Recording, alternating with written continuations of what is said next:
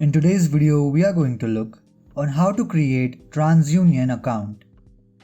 First, open up the TransUnion website on your web browser.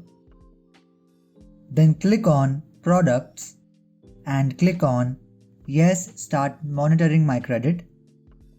Then scroll down and click on Sign up.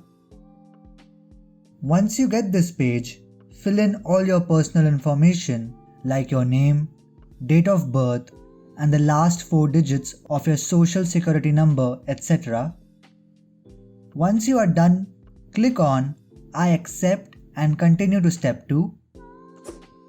In the next step, you will be asked to create a username for your account and also a password. You will also be able to choose a payment method of your choice. Then, after filling in the details, click on Accept and Agree.